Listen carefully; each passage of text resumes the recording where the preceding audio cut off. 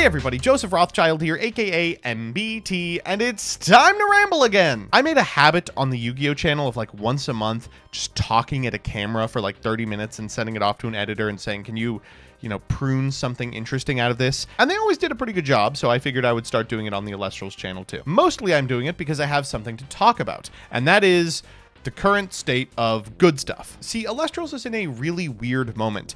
Decks, like they did during Yu-Gi-Oh's GOAT format, look kind of samey. There's a lot of the same card over and over in every strategy, regardless of what they are doing. So far, Elestrals has done their best to try and keep the format interesting regardless, and for what it's worth, I do like where the format is now. I think there is a lot you can do, but for individuals who don't really like good stuff, I can see how it would get grating. Today, I'm going to talk about the position that Elestrals is in, how it got to that position, and something they might consider doing to change it. First, let's talk about the problem. So the issue in Elestrals is splashability. At present, you can pretty much play all of the best cards from like 4 to 5 to occasionally 6 different elemental pantheons. This is because when you build a deck in Elestrals, you of course make a 40 card deck, but also include a 20 card spirit deck as well. That 20 card spirit deck is your life total. Whenever you take damage, you send spirits from your spirit deck to the underworld. And whenever you pay for anything, you take spirits out of your spirit deck and enchant an Elestral or a rune or a counter or whatever with spirits from there. Now you construct the spirit deck and you choose what you expend and when. So, with careful spirit management, you can play like 4 of each elemental pantheon and still be in a position to cast anything at any time. This isn't hypothetical either. In the most recent webcam tournament, the deck that Trish got second with was playing a plurality of water spirits because there were a ton in the strategy, then like 4 earth spirits to facilitate Demeter and Earthquake, 3 fire spirits to facilitate an occasionally correctly enchanted Nekruff and a Lavalith, 4 thunder spirits to facilitate both Zeus and like Astrabet Elechik, and even a Cryoblast, which necessitated a frost spirit. In the board, they were playing copies of Owloon to facilitate Spectaris in Lunar as well as Dense Fog. That's like unbelievable. Other card games have gotten around this problem in varying stages of ingenuity. Yu-Gi-Oh has archetypes which frequently hard lock you into one specific playstyle, and they have playstyles that rub up against each other quite often. And Magic the Gathering has a mana system that basically ensures that you're not going to be able to splash more than 2 or 3 colors before things start getting wonky. Of course, there is boy math in Elestrals as well.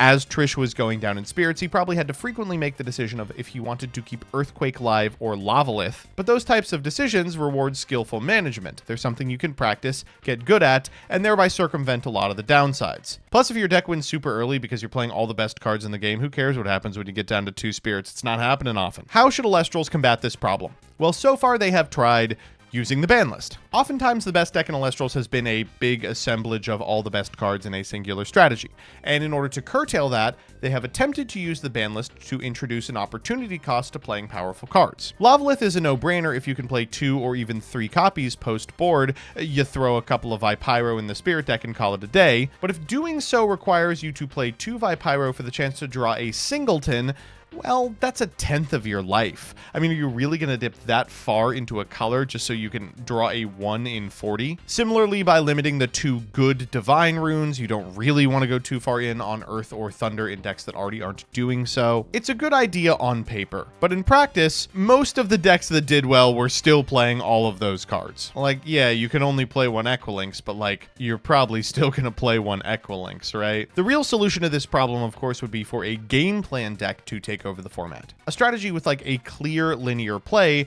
that can outpace a good stuff pile would turn the format on its head. But at present, those decks like Solar take a long time to set up. During that time, they're taking a lot of damage from the incredibly spirit-efficient Elestrals in a good stuff pile, and even if they finally achieve their desired outcome, landing a Celestleo or something, a skilled pilot will be holding back a whole bunch of removal because they were never threatened. Even if you get the 3-mat out, they can just take a couple of hits because their critters are so spirit-efficient that you're probably way down. So none of the game plan decks have worked so far. The Banlist hasn't really achieved its desired outcome. Complicating this entire thing is, even if the Banlist were to correctly identify every single good stuff Elestral in quotes, because the deck is just an assemblage of all the best Elestrals, they would just go down the line to the next Elestral. That's what they did previously, taking cards like Viserys out of the deck and replacing them with Galaxy. Should Galaxy get banned, you bet your ass Spectaris will make it into the main, and so on and so forth, until they are literally summoning Warmight. So game plan decks haven't been able to outpace good stuff piles as of yet. The ban list hasn't been wholly successful in preventing people from just playing offshoots of 5s, and it looks like after Moonrise, people are still going to be thinking about just playing things that are good rather than playing for a desired outcome. How do we fix that? Well, this is not a problem unique to Elestrals. Back in 2004 and 2005, Yu-Gi-Oh! Was having similar growing pains. At the release of the first GX sets, Yu-Gi-Oh! Was trying to get individuals to play Ancient Gears or Heroes, but mostly they were just like, alright, I'm still gonna normal Breaker the Magical Warrior. Like, he's way better than anything you're giving me. In paper, this persisted until they printed a whole bunch of cards that were way above the pale in the Phantom Darkness, but when Konami encountered this same problem a second time in Duel Links, they resolved it in a different way, with a Duel Link style ban list. I don't know how else to describe this thing. I got it. Modular ban list? That doesn't make sense. Comprehensive ban list? What does that mean? What's a Duel Links ban list? So Duel Links, like Yu-Gi-Oh! And like Elestrals, has a forbidden list, a limited list, a semi-limited list, and a 3-tier limited list. The difference in Duel Links is that cards on the limited 1, 2, and 3 list apply to all cards on that list simultaneously. If you play, for instance, 2 copies of Concentrating Current, a card currently at limited 2, you cannot play any copies of Kiteroid, another card at limited 2. This does a lot. Historically, this has been used for 2 things. Firstly, to ensure that spell and trap lineups don't all look the same. This is kind of a problem we're having in Elestrals at this moment as well. Everyone's on 3 Ambro, 1 Earthquake, 1 Laurels, 3 PTA, 3 Gorgon's Gaze, 2 to 3 Tsunami, 2 to 3 Shield of Achilles. Should some of those cards go to limited 3, you would have to start making a decision about what you're playing, why, and when. If Gorgon's Gaze and PTA both went to 3, for example, you would probably board the PTAs for when you're going first. Secondly, this list ensures that decks that have access to powerful cards don't necessarily have access to generically good ones as well. A deck like Thunder Nexus that's about to get Magnaros is really, really powerful, but it's doubly powerful if it also has access to an incredible removal spell in Earthquake. By putting Elechik and Earthquake to limited 1 at the same time, you could ensure both that Thunder Nexus decks wouldn't have access to consistent unconditional removal like Earthquake, and introduce a pretty big weakness to the strategy. Suddenly, Elestrals that are not targetable by counter runes become a huge problem for them to get over. I've played under this system a lot. I used to be a bit of a Duel Links grinder, and honestly, I think it's really ingenious. It's hard, especially in games that don't seek to wall off playstyles by way of something like Archetypes or Mana Screw, not to fall into the trap of good stuff. But doing things like putting Viserys and Galaxy and Spectaris and Astrabbit all on the limited 3 list would do a lot in terms of diversifying the individual Elestrals that are being played, and it could give a leg up to a significant amount of strategies that have a game plan and intend to execute it. Now, that's not to say that this isn't without downsides. Firstly, it's damn hard to explain to new players. Elestrals' biggest strength is that it's derivative.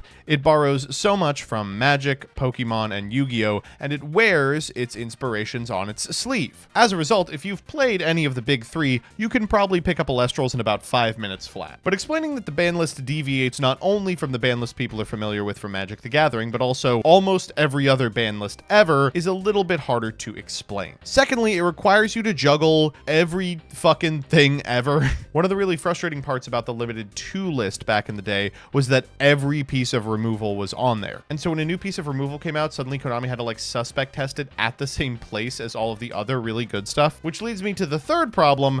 People may just ignore everything but the best card on the limited 2 list. This also happened in early Duel Links with Enemy Controller. Before there were like assembled game plans, people would just go, oh, like Enemy Controller's at 2? Well, fuck every other card who's on here. I can find a replacement for like MST. I'm jamming the good one. This one unfortunately has to be resolved through like very dedicated design. Ultimately, I'm excited to see how Elestrals wiggles their way out of this situation. Whether they implement a Duel Links style ban list, spend more time ensuring that game plan decks can compete with good stuff piles, or just decide that good stuff is a thing they want represented in Elestrals, the future, if nothing else, will be interesting. No matter the outcome, it wouldn't change until 2 months after the release of Moonrise in March, so they've got some time in the tank regardless. Okay, that's it. Bye-bye.